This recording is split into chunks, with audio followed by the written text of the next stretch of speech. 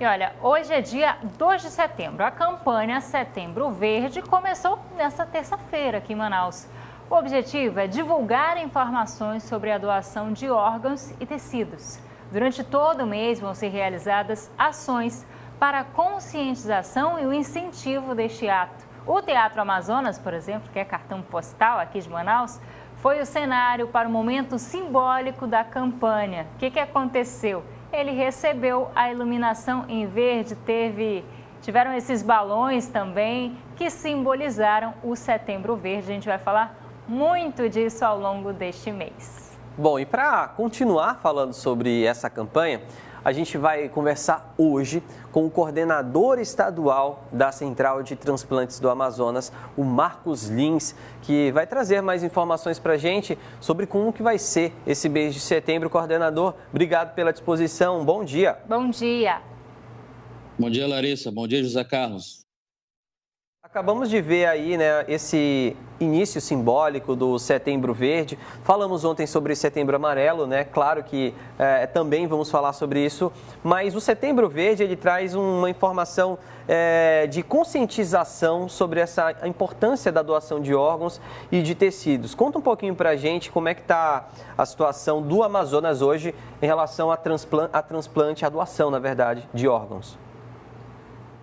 Bom, esse mês de setembro é a conscientização sobre a doação de órgãos para transplante. A gente visa intensificar as ações para aumentar o nosso número de aceites. No Amazonas, as captações estão funcionando normalmente. A partir de junho houve uma retomada com as medidas de segurança contra a pandemia do Covid-19 e nós já estamos atuando normalmente. Ainda numa crescente mais lenta, mas os números estão melhores que 2019. Agora, coordenador, como é que está a fila de espera, né? Porque quando a gente fala em doação, a gente pensa em transplante, pensa que tem gente numa corrida contra o tempo, numa corrida contra o relógio. Como é que está essa fila de espera hoje aqui no estado? Atualmente no estado está funcionando o transplante de córneas e a fila é considerada zero quando tem menos de 30 a 50 pacientes. Transplantes de fígado e rim estão temporariamente paralisados, e então nós não, como está paralisado, não podemos ter uma fila, a gente não gera uma fila. Nós temos a estimativa de mais ou menos 150 pacientes necessitando de transplante de fígado e 250 necessitando de transplante renal.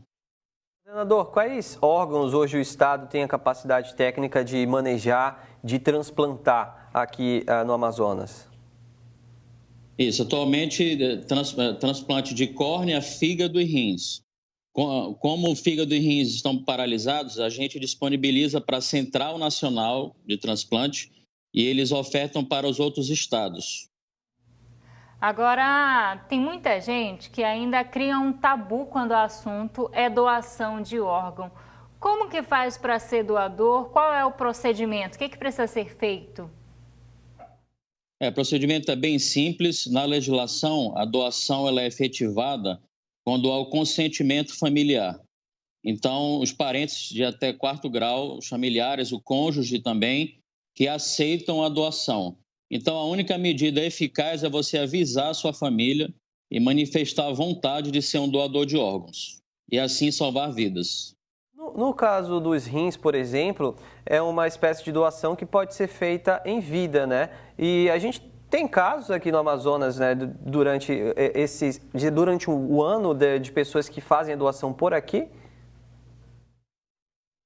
Isso. Existe o transplante intervivos em que um parente de até 4º grau pode doar para o receptor. Mas como o transplante está paralisado, essa modalidade também não está acontecendo no estado. Precisa ter todo um credenciamento que nós já estamos providenciando com o Ministério da Saúde. Só para a gente finalizar, coordenador, tem muita gente que quando fala assim, se eu for doar um órgão, se eu disser que sou doador, as pessoas não vão fazer o possível para salvar a minha vida porque eu sou um doador. Vamos desmistificar esse assunto de uma vez por todas? Isso, com certeza. Isso é um mito.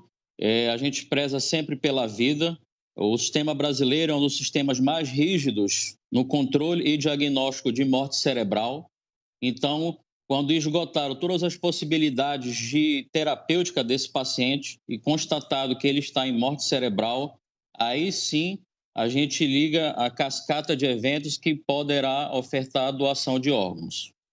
E esse mês vai ter outros eventos, além desse que a gente viu aí ontem, né, no Teatro Amazonas, da Iluminação Verde?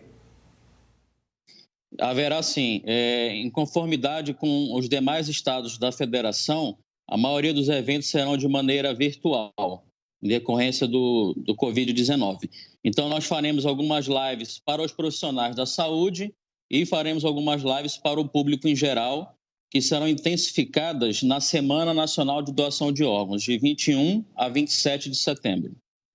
Tá certo, então. Obrigado, coordenador, pela participação hoje aqui com a gente. Marco Lins, falando aí um pouquinho sobre como deve ser esse mês de Setembro Verde, né? É claro que durante esse mês vamos falar muito sobre isso, com reportagens, sobre a conscientização. Estamos todos juntos nessa luta e nesse trabalho de ensinar a importância de doar vida, em alguns casos. Obrigado, viu, Obrigado. Marcos? Bom dia. Bom dia. Bom dia.